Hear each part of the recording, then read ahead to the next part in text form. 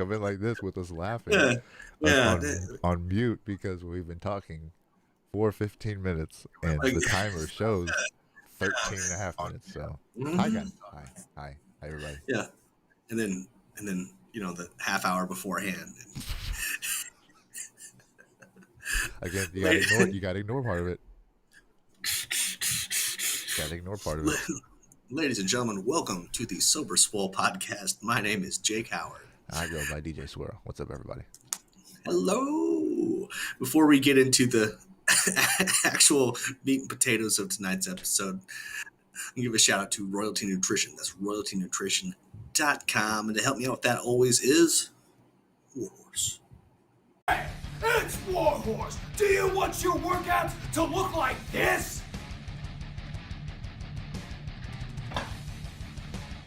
Or do you want your workouts to slay?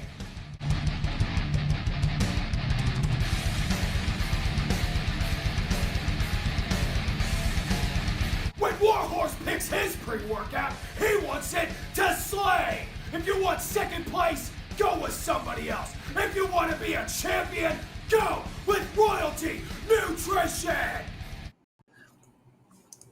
That's right, ladies and gentlemen, royaltynutrition.com, a veteran-owned and operated supplement company that doesn't automatically go to put the bullshit into their supplements. They use high-quality ingredients, no artificial colors, good and good for you. Check them out. Use the discount code 37HAKE at checkout to save you 15% on your entire order. My next shout out of the evening will be to Gorilla Gains. That's gorilla-gains with a Z.com. They are a fitness apparel company that you can wear comfortably in and out of the gym. They also make great equipment that helps keep you safe while you train. Check them out and use the discount code JAKE15 to save you 15% on that whole order. That's all I got for this evening, good sir. What do you got? Well done. Thanks, man. Well done. By the by, if you are shopping online or in the store and you bit off more than you can chew, what do? You either call U-Haul or the like. You interrupt your day, and if you can handle it on your own, great. If you can't, call for help. Hope someone can help you. Offer them some beer, pizza, whatever, and you get it done. But your day is disrupted. Or you could call Buy to Buy. From the time you buy to the time we say goodbye, we take care of you. So instead of interrupting your day, we take something simple like getting what you just bought, getting it home, and we make it easy for you. So we do that with on-demand delivery, staging, TV mounting, assembly. I forgot one. I don't know what it is. On-demand delivery, moving. Yeah, that one. The one I do the most now right now. Moving. Yeah, so we do that for small to medium-sized homes.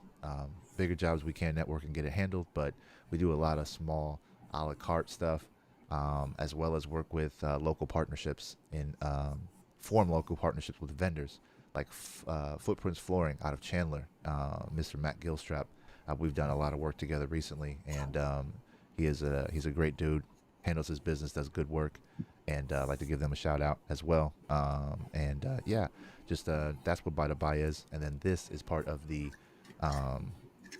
content creation side, my passion side of my business, which is Buy to Buy Studios. So we help produce remote, high quality content at a low cost to you, help elevate your audio podcast, bring it up to the video sphere, and let you compete with the big boys without a big budget. So that's Buy to Buy Studios. You can find us everywhere you are at BUYTOBYE online.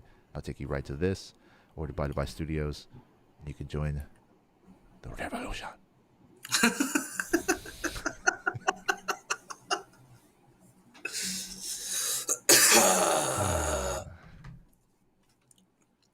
So,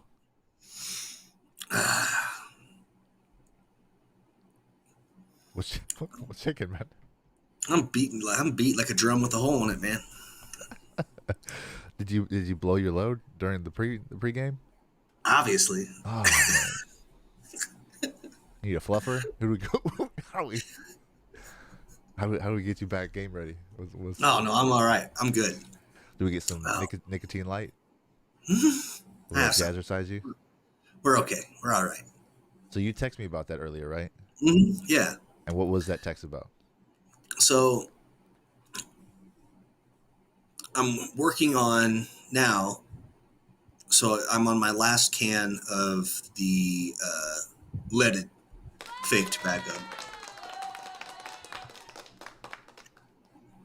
And what I was doing before that was the only time I would have a dip not in my mouth for, I don't know, probably the last 3 years was when I was eating. Okay. Okay. So now it's how long of breaks can I take before I start getting like in between meals. Yep. So instead of like, oh, let's just use 20 as a number. So instead of 28 hours, I'm down to like 12. Okay. And then, because I'm on my last can of the leaded, I'm going to mix this with some of the unleaded, and then work it down to nothing, and Yep. then work that down to nothing. So does the same logic apply?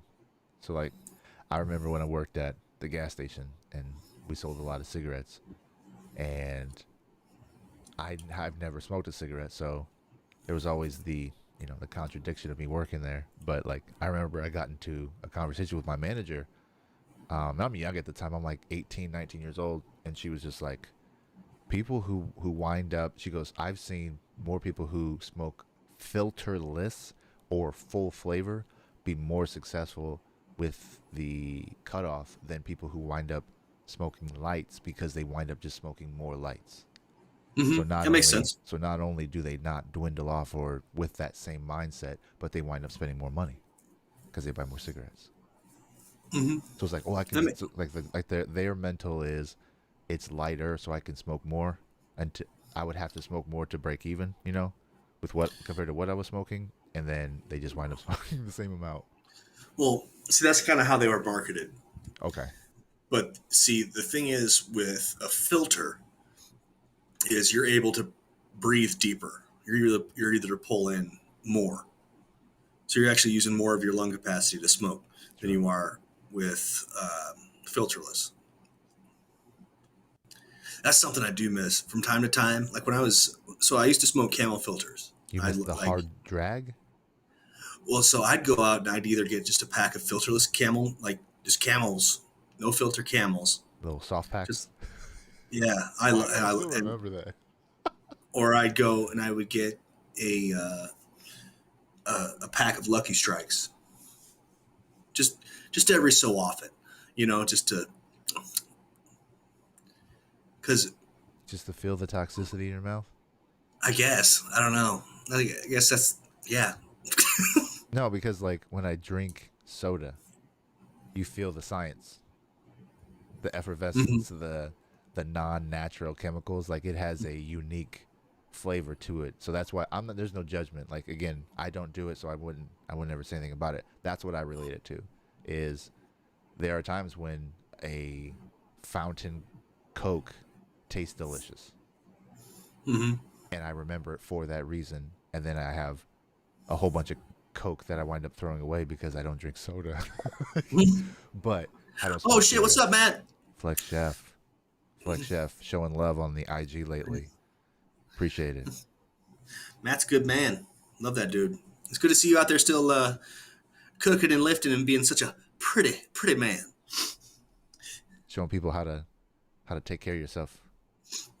Love In it. all ways. Oh man, where was I? I just got distracted because my boy showed up. Yeah, man. So this is the first thing. This is not the first time I've tried to quit. Sure.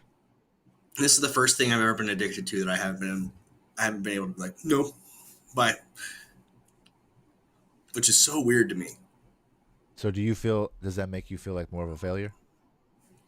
No. on the back of quitting itself? No, man. I think it's different. It's really weird. Coca-Cola. My Coca apologies. Coca-Cola. Coca-Cola. The whole thing. No, it's weird. Like, so I guess just because nicotine's been part of my life more consistently and obviously the longest, Yeah. that like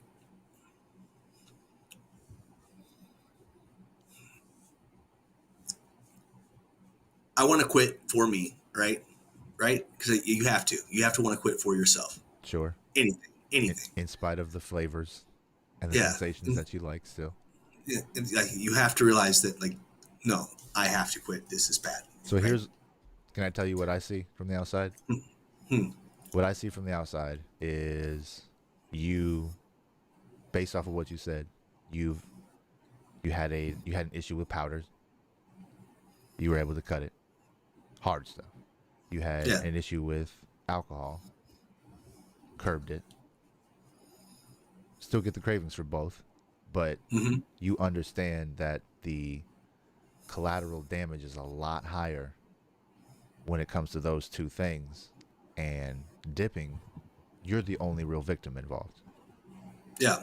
So it doesn't really hurt anybody outside of yourself. So to me, logic makes sense for you to take that as, the vice of choice, because we all have them. We all have whatever, whether that's porn, whether that's collecting Star Wars figures, like whatever your kink, whatever your thing is, like everybody's got one. But Yeah. 9 times out of 10, if it's personal, if it's something you do for your own personal enjoyment and you keep it on lock, it's harmful, or it's not harmful to anyone outside of yourself. So you just have to maintain that. So to me, it makes sense for you to not have that same drive to quit it, because it still is pleasing to you and it doesn't really hurt anybody else.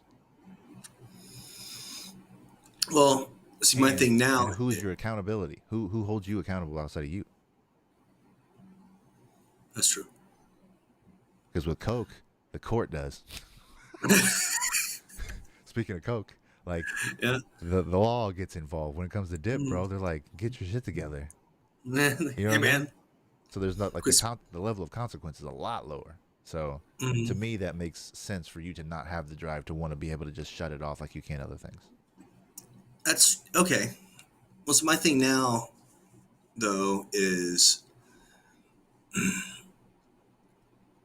I know for a fact I've taken probably years off my life with all the drinking and drugs and tobacco.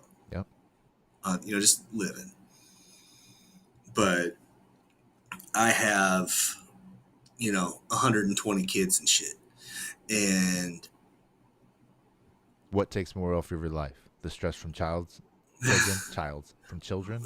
or the stress or the toxicity from your habit? well, so I think with their powers, I think with their powers combined. Yeah. I was just about to say the combo meal is probably a deadlier combo. There's more calories involved. But Oh yeah. No, but like I don't know, man. It's pretty cool watching my kids become little people, yeah, and I kind of want to see what they do as big people. no doubt.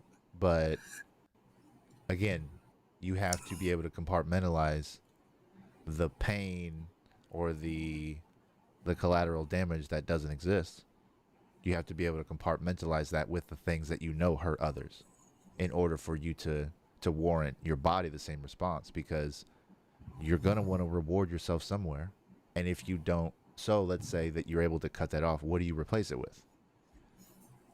How are you going to reward yourself in a healthy manner to replace the unhealthy habit you're cutting?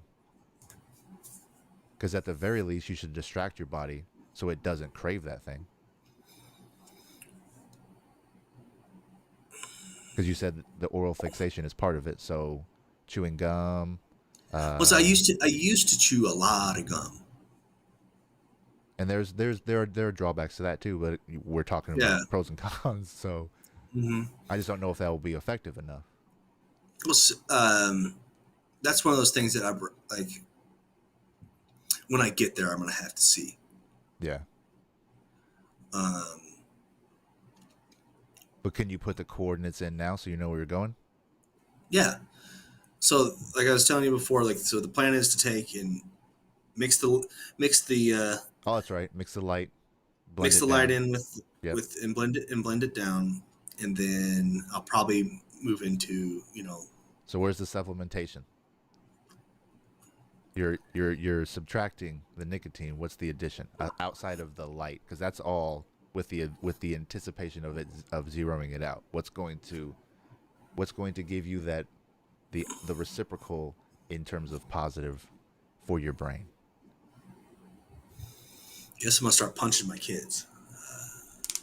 I mean, No, I'm not gonna start punching my kids. I'm I think probably I think there are other options. I think there's a few. No, man, I think I'm just gonna start probably chewing gum again. Probably some more. I mean, you have just upgraded your weaponry, your stockpile. So I think My stockpile. I think rewarding yourself with a trip to the dunes or wherever people go out here to let off some frustration. I think there's a positive that's a positive release. I don't know if it'll So be I'm as also fulfilling, but I'm gonna start hunting with my buddy more. so unsuspecting animals. Hell yeah. Well, it's Speaking of collateral damage, oof, the definition of it. well he's got a turkey tag this year. I do not, but What's I'm the thinking what's the price tag on that? I have no clue. He told me, but I don't remember. Yeah, All this shit's expensive. it's like dieting, man. It's funny how it correlates. The healthier you eat, the more expensive it is, and so the more into your healthy habits or a distraction at all, the investment can be. Well, like, that's where I think like people who go out and get like moose and elk. That's where I think they get it right. So they do it They once or go, twice and they're done. yeah, and then you have Yeah. meat for the year. Yep. Like that's I think. I Deep mean, freezer. I got a huge fucking family, so I got meat for 4 months. Yeah. But yeah, man, I think that would be. I think that's something I'd like to look more into as well. Pardon me. I'm telling you, I've had a day. Yeah. But like I was telling you off camera last week, so I really look forward to hunting javelina because I hate them, and I look forward to eating a bunch of them out of spite. Are you gonna post pictures holding their horns It's the head. online? Oh, pouring Look blood at- into your mouth. Pouring blood. Oh man, you can go full savage. I got the king. Yeah. Again, I think our stance has been pretty outlined that if you take advantage of the kill, if you eat from it, that you give back in a sense, or that it's like catching a fish, and if you're gonna eat it, cool. If not, throw it back. Like why hang a fish in your house? Do people do that? Do people hang fish? Yeah. Well, there's I know like big ones like.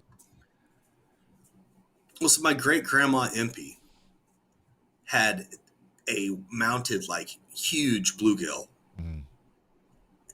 and the reason why she decided to keep it was because it was some kind of record out of that lake at the time. Gotcha. And she, as a woman, had the biggest bluegill fish ever caught out of this lake or whatever. So she was like, "Suck it." So she was dick measuring. Absolutely. Straight up. Absolutely. That's she was the one that was that's that BDE that Carrie Lake was talking about.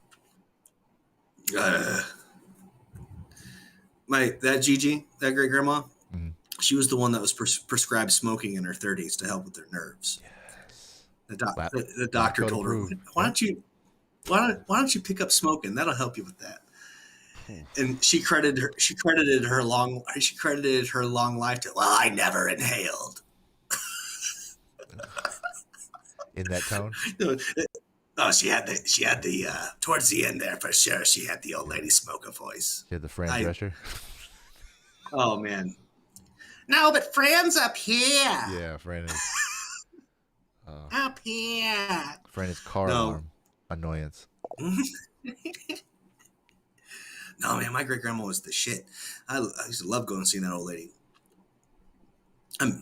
She'd sit and she'd smoke next to her air filter. Is that like it's fine. Is it like blowing it through a tube? With... No, she'd be sitting there too.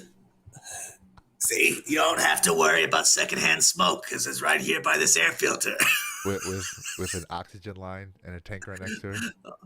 Oh man, no, I wasn't around by the time when I was. She got to that point, but I wasn't around. I think she. So I was out in California by that point, and then she was either just about to move to Texas or had. I had a guy. I used to work for a Rent-A-Center, and there was this gentleman who had a good pension, but had terrible money management. So he would rent more than he could afford, get it all at once, and then we would have to show up like a month or two later and get it back because he couldn't keep the payments up. And then he'd get his check the next month, and then we'd have to return and bring it back. And so this guy lived on the second story in an apartment building and was wheelchair bound. And he forced them to build accommodations for handicap for how do you say that, people who are not able-bodied. They had to install handicap-friendly stuff, for him. And so I don't know if it was an elevator or whatever, but like I don't know what that means for a second story because it's gotta be. How do you build a ramp? Like, you just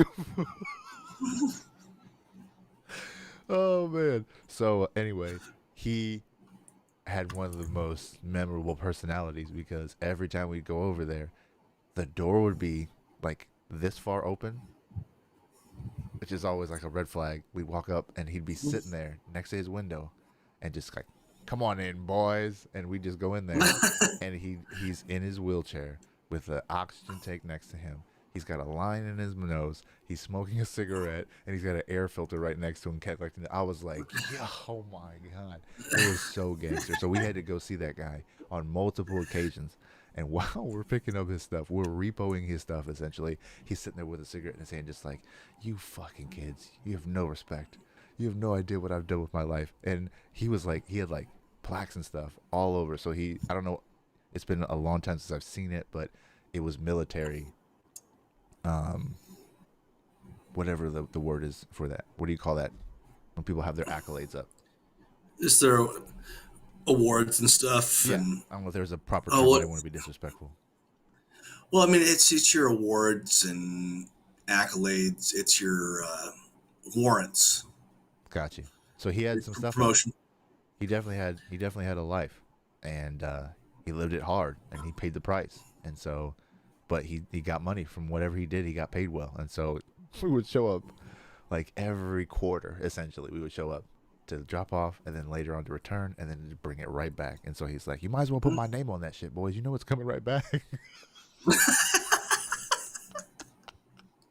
I was like so gangster with it, dude. I was like, that's fucking America, bro. That was America in a nutshell. It was like craziness. But man, speaking of that, we had a Aaron's Rent-A-Center in Victoria, and so I moved down there with a cat named Sean. Sean and I aren't friends anymore. Okay. But Sean just didn't pay his bills. This is back when like money was good, right?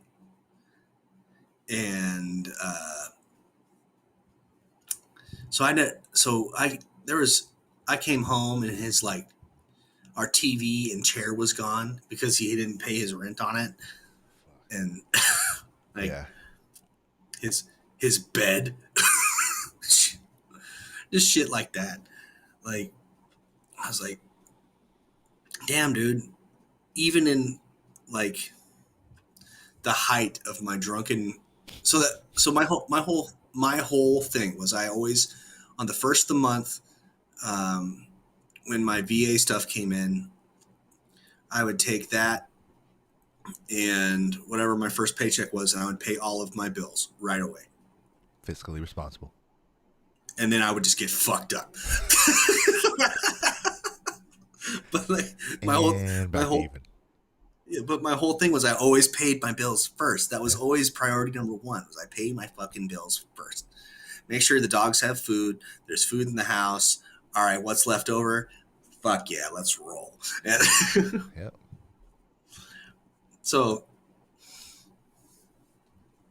like, and I was drunk all the fucking time, all the time. As soon as I was off work, because I was never drunk at work, but as soon as I was off, just done, wasted, fucked up, having the time of my life. That sounds exhausting, dude. It was. I I didn't realize tired right now. Like, do you know how hard you have to go at a young body to make it to exhausted to that point? Like, Well, it's like that's also one of those things is you don't realize how exhausted you are, or why you're so exhausted when you finally feel it, and you're like, I could probably take a couple nights off and I'll be okay. I don't know. Just- I feel like my liver I always had- took a shot. I had a bunch of just straight up young man hubris. Let's just call that what it is. Sure. Just young man hubris. Because they don't teach you how to deal with that mentally. Here's this thing that'll help you not think about it. Well, that was always one of the things too, man. Like so I got to my unit, I got to the fleet, and I got to good old 3rd Battalion, 7th Marines, Lima Company, and I don't know how the culture is in other units because I only did one enlistment, so I can't speak on it. But it was very rare. It was more rare to find someone not having a beverage of some kind after we got off. Like, there was one guy I remember in particular who never drank ever. He just did his laundry and chilled. Shout out to Cameron Fracros, R.I.P. But like, Did you give him shit for most that? no, For not no, drinking? because he was no. The thing with him was I never gave him shit for that because he was such a good fucking guy. And and it was always like when we were getting ready to go do something on the weekends, I'm like, hey man, do you want to come? I always invited him, even though I knew he was going to say no. Yep. But because like the invitation was always open, it's always there. You want to come, and I knew he was going to say no. But if he said yes, fuck yeah, let's roll. Yep. You know what I mean? But no, and I fucking love that. I loved that guy. And when his sister posted about his suicide, it broke all of our hearts real big because he was such a good fucking guy. Anyway, but it was more in the in the barracks. It was harder to find someone sober, even as a See, Matt, I always thought it was weird when my shipmates didn't drink. I couldn't fathom it. Yeah, because that's what you did. How do you stomach all that sober? How do you process? Can you imagine processing what you saw, what you went through, all of that, just from your again, everybody's experience is different, but based off of your experience and any trauma that you still deal with that you process today, like how much of that do you think you didn't have to actually fully absorb because you were messed up or because you had that outlet? I think getting messed up made it worse. Worse, okay. Because instead of finding a way to cope and deal, he's buried. It was, yeah. And then let's make a drunk joke about it. Yeah. And I really do think that made it a lot worse. Yeah. Well, Matt, you're here. What do you think? What's your opinion on that? Do you think you could have handled the Navy better sober? I mean, I'm sure there are exceptions, but Yeah. something tells me that the vast majority of people, it created a bigger problem, or at least a longer lasting one. Mm-hmm. I think if we were,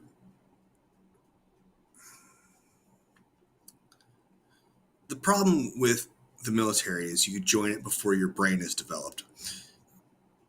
Sure. All the way.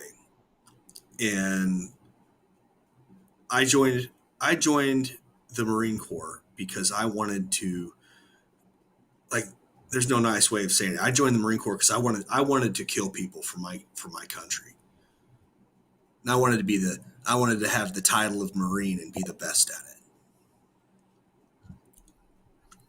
Right? Yep.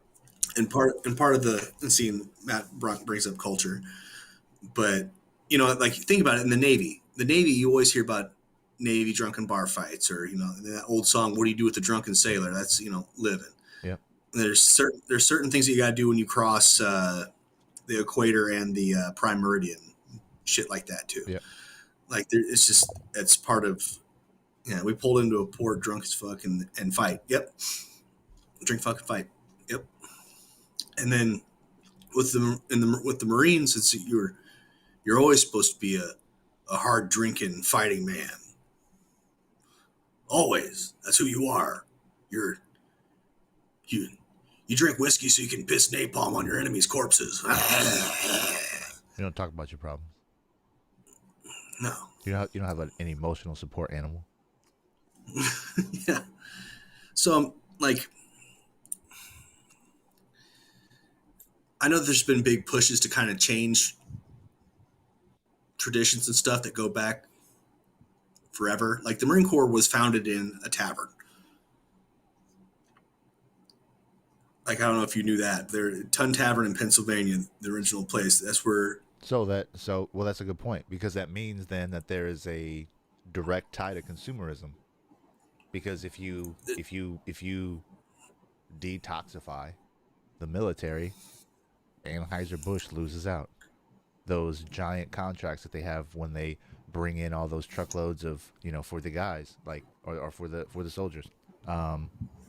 It's, it's part of the thing. So I'm sure there's a beer lobby.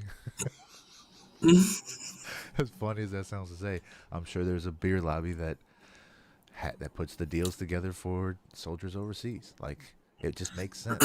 So, but if you try to cancel that out, not only are you going to have the blowback from the tradition, but you'll have the blowback from the people who will lose at capitalism, even though it'll be an overall positive for the soldiers and for the rapport and for generations moving forward. It's not even on the list of substances. It's not even recognized as problematic in this country. So,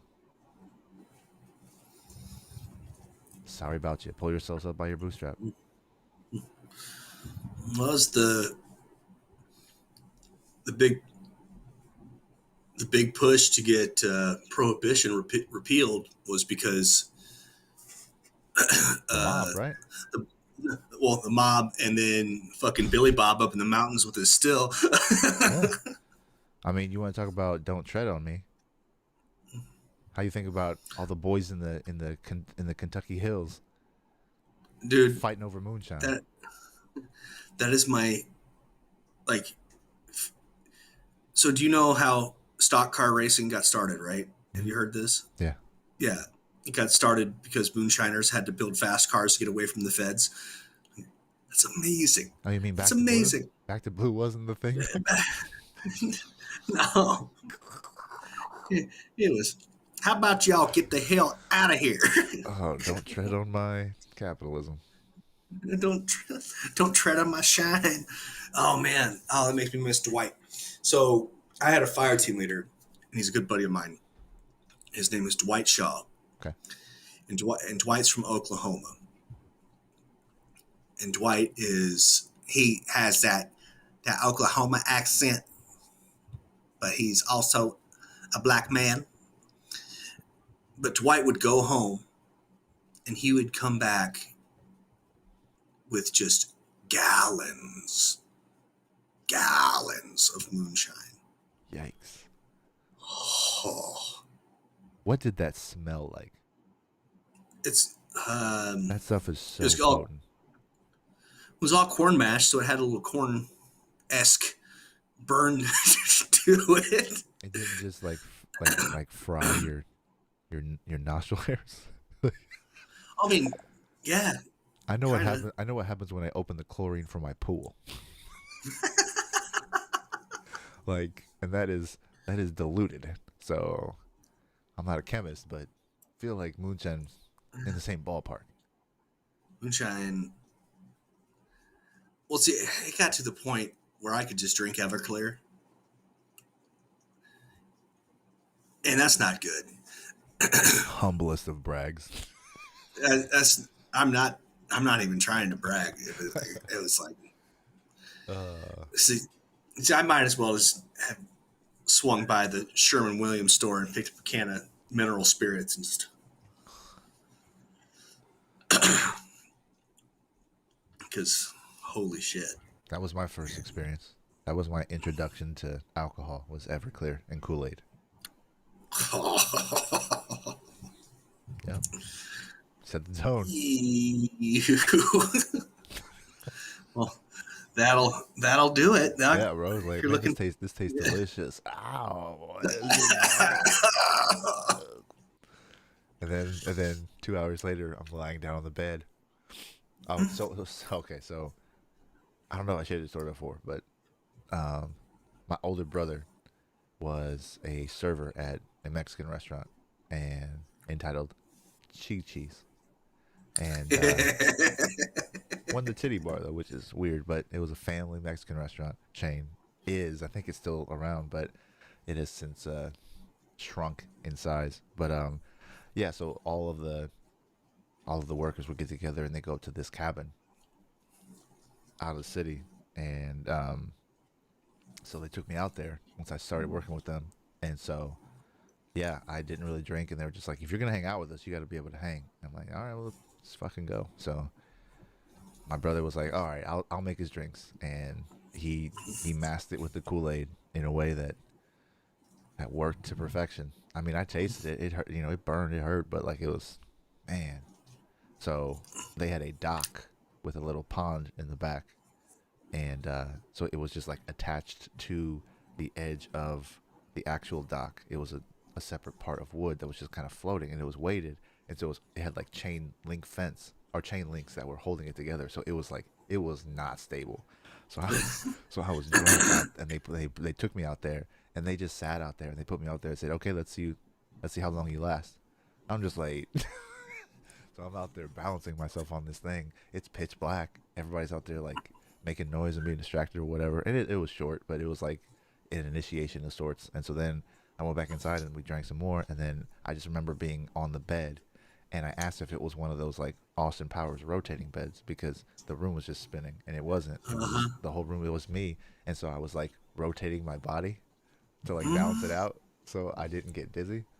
And I just did that for like, I don't remember how long, but yeah, it was I'm pretty sure I introduced my younger brother with Everclear as well. It was a similar concoction for the sake of tradition, and it was a stupid reason, and it's juvenile, but it's part of the culture. So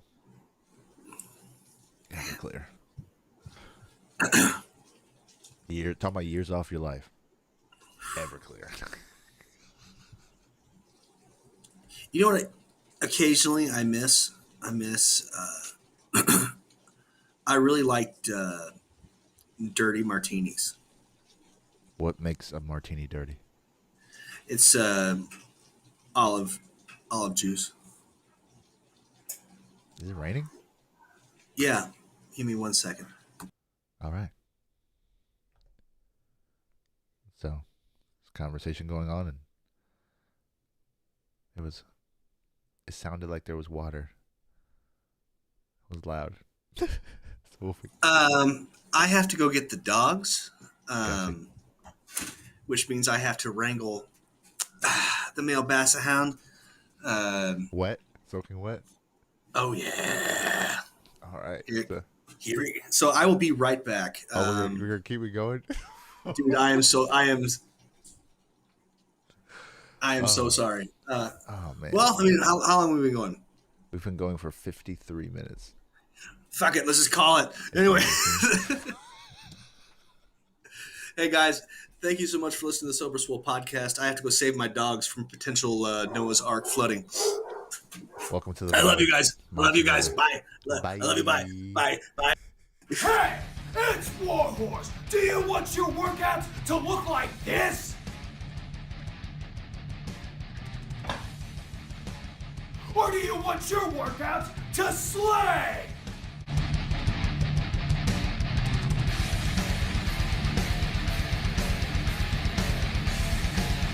When Warhorse picks his pre-workout, he wants it to slay. If you want second place, go with somebody else. If you want to be a champion, go with Royalty Nutrition.